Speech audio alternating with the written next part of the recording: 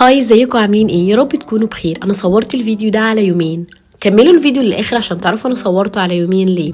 ولو تعرفوا اي حد في نوتنغهام عايز يروح مكان جديد ابعتوا له فورا الفيديو ده وشجعوه يزور والتون بارك. لو الفيديو عجبك ما تنساش تعمل سبسكرايب تو ماي تشانل وشير لاي حد في نوتنغهام.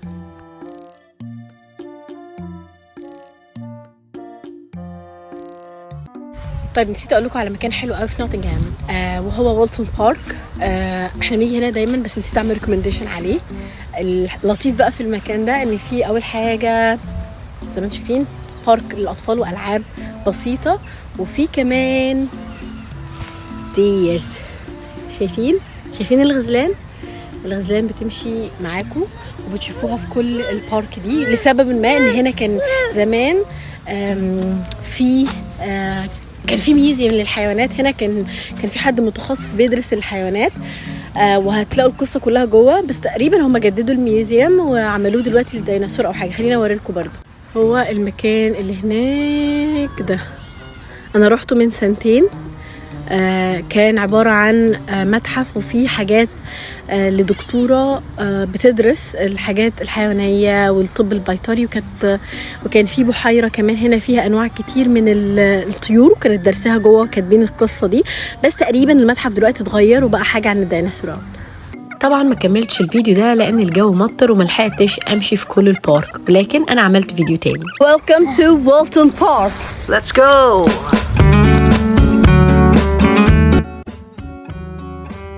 طبعا البيت الحلو اللي انتوا شايفينه ده اتبنى سنة 1580 وقدامه حديقة تبلغ مساحتها 500 فدان. المنزل عبارة عن طراز إليزابيثي كان ملك لسير فرانسيس وولبي. الحديقة اللي احنا شايفينها دي بقالها كتير جدا، وهي عبارة عن حديقة غزلان وحدائق رسمية، وكانت بحيرة وحديقة نباتية، وكمان فيها متحف تاريخي وطبيعي للحيوانات والطيور وحتى النباتات اللي موجودة في المكان ده. المكان ده عاش فيه ناس كتير جدا، رجال أعمال وبارونات وحد مشهور جدا هقول لكم عليه في الفيديو.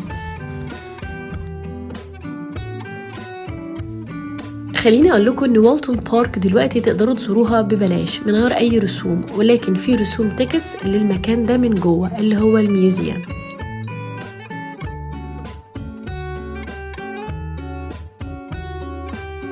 المكان بصورة عامة لطيف جدا لان فيه بلاي جراوند كبيرة للاطفال، وفيها تيبلز لو حابين تاكلوا سناكس او تشربوا او تعملوا اي حاجة. في كوفيز كمان جنب البلاي جراوند، في تويلتس.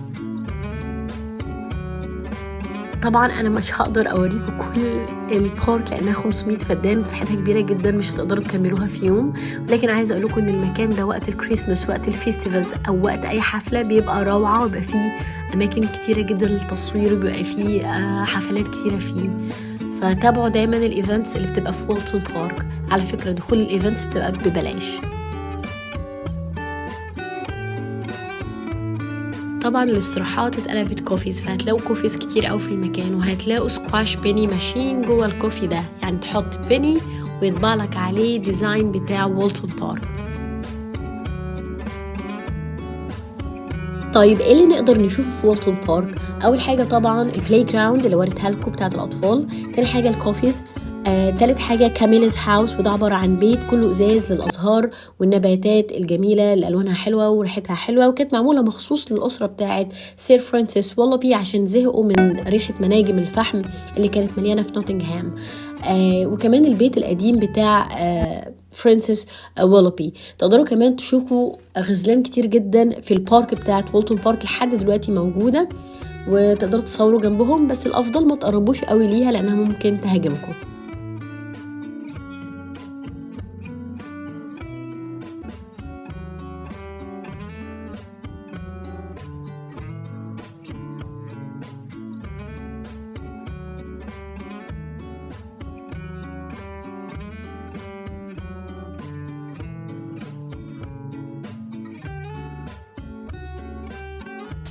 في افلام كتيره اتصورت في والتون بارك، زي فيلم تريجر هانت سنه 89، وفيلم كروس رودز لبريتني سبيرز، وفيلم بيترو وهو عباره عن فيلم حربي، وفيلم اوتلود.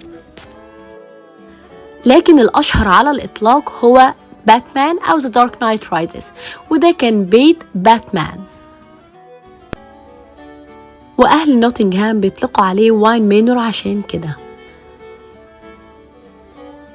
ودي بعض من لقطات الفيلم بصور حقيقية من المكان.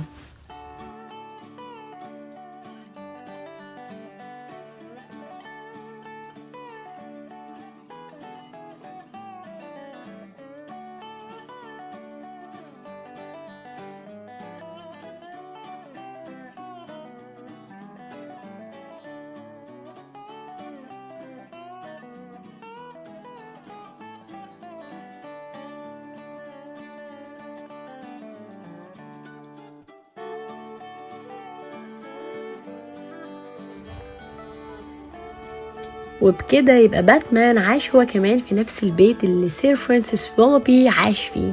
عايز اقول لكم ان سير فرانسيس ويلوبي كانت مراته اسمها آن ليتلتون، وهما الاتنين ما كانش عندهم اولاد صبيان عشان يتوارثوا المكان ده. عايز اقول لكم ان سير فرانسيس ويلوبي ورث الارض اصلا من عمه جون ويلوبي.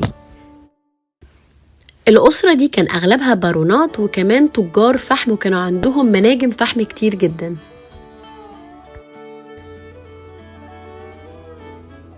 وولتون بارك دلوقتي مملوكة لسيتي كونسل نوتنغهام وبقت مزار سياحي. خلينا نتكلم على الديزاين بتاع البيت من جوه. الديزاين عبارة عن طراز إليزابيثي، وده قائم على المباني الطويلة والأسقف اللي فيها تصاميم معمارية فيها قصص وفيها نصوص من تاريخ إنجليزي. ودي صور قديمة جدا لوولتون بارك، وولتون هول. بما ان البارك بتاعت وولتون بارك مبنية على 500 فدان، فده كان بيساعد حيوانات كتير قوي تيجي تسكن في البارك، اغلبهم جون ذا غوريلا، وزرافة كمان كانت عايشة هناك، وديرز وانواع كتير من الطيور والبومات. آن ليتلتون كانت مهتمية قوي وبعتت لمتخصصة تيجي تدرس الحيوانات، وعملوا تصميم لكل الحيوانات اللي كانت بتسكن في البارك دي، هتلاقوها موجودة لحد دلوقتي جوه الميوزيوم. والصورة دي هما بينقلوا الزرافة وقت الشتاء. وولتون بارك مكان يستحق الزيارة وتعرف تاريخه وتعرف ايه اللي حصل فيه. لو عجبكم الفيديو ما تنسوش تعملوا سبسكرايب للشانل بتاعت ياسمين جمال فلوجز، وتقدروا تفولو مي على التيك توك وعلى الانستجرام كمان. واول ما تروحوا وولتون بارك ما تنسوش تاخدوا صور حلوة هناك لانها بتبقى ذكريات جميلة جدا. باي.